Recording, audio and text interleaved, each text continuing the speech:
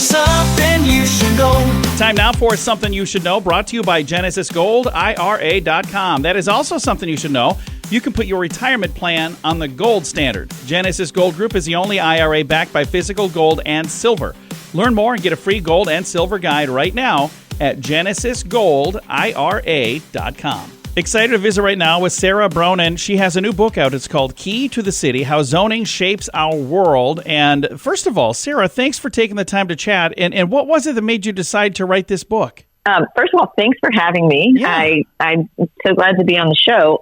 This book is really for anybody who's ever walked around their city and wondered, how did that happen? Yeah. Because almost all the time, the answer is it happened because zoning said so. And I'm hoping that Key to the City opens up people's understanding of zoning and maybe encourages them to interrogate their own community's zoning code and maybe even use it for good.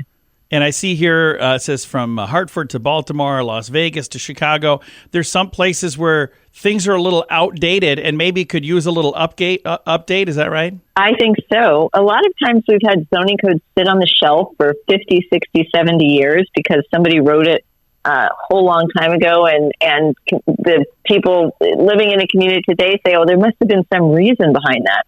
But, come to find out, a lot of zoning codes don't really have a rational purpose that I think would that builds the kinds of communities that we want today. And so I do think we've got to look back at these codes that were adopted decades ago and try to think about ways that they can be improved to meet our modern needs. And have we kind of shifted our focus over the years? Because I remember there was a time when like downtowns were a big deal and then malls were a big deal. And that kind of feels like downtowns are a big deal again. I hope so. I love to see revitalization happening in downtowns. There's lots of great historic architecture. There's already a concentration of people and infrastructure. But I do think downtowns, especially in the wake of the COVID-19 pandemic, where you see a lot of office buildings getting emptying out and even going dark, that downtowns too still have to try to look at their zoning and figure out whether it's useful for today. There's a lot of places that have downtown zoning that only allows office buildings.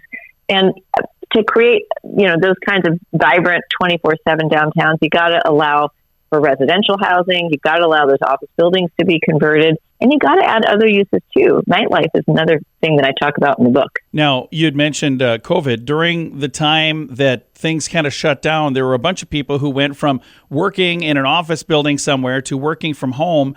And many of those people are still doing that. Has that made an impact when it comes to zoning as well? Or are we not quite getting to the point where that's impacted it yet? I kind of feel like in many communities, local zoning enforcement officials have looked the other way for a lot of the home occupations that sprang up during COVID-19, because it's not always the case that zoning codes allow for people to have home-based businesses.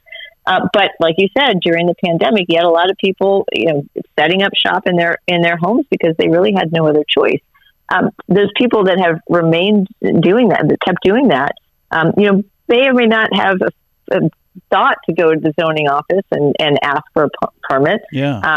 That's another example of maybe that lack of flexibility that too many codes across the country have. And when I say too many codes, we've got maybe 30,000 zoning codes in the United States because these are adopted at the local level by cities and towns and counties, and they all say different things. I have a project actually called the National Zoning Atlas that anybody can do. It's free online, zoningatlas.org.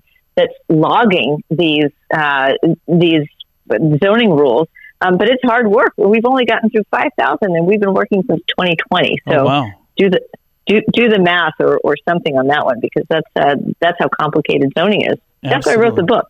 Well, and again, the book is called Key to the City, How Zoning Shapes Our World. I'm going to have a link to that as well to make it easy to find. But I'm reading here that you grew up in Houston, and it says that is the country's largest city without zoning. So Houston has no zoning? It has no zoning. It has no use-based rules. So it doesn't say, for example, that you have to have that you can't put a house next to a gas station, or that you can't put a factory next to a school. It just doesn't have those rules. And it makes the city Some might say it makes the city very dynamic, but there's certainly environmental consequences to that, and I think aesthetic consequences too. Because while I love Houston, it has great food. It's not like all that beautiful of a city. You got a lot of strip malls. Well, and I'm trying to think when we were there, because we've been there to visit friends, and I'm trying to think if I would have noticed.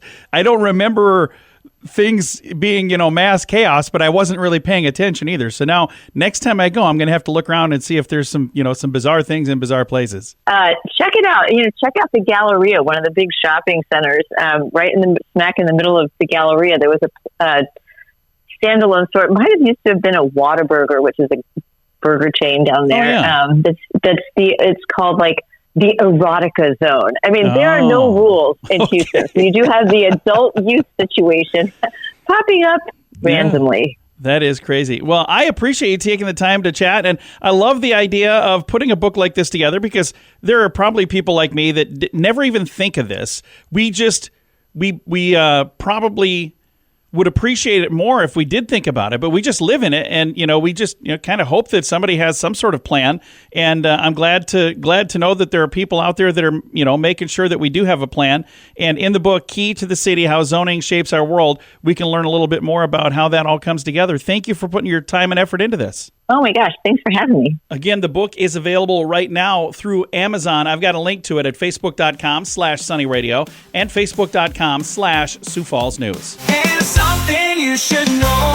Something You Should Know is brought to you by GenesisGoldIRA.com. Put your retirement plan on the gold standard. Get a free gold and silver guide now at GenesisGoldIRA.com.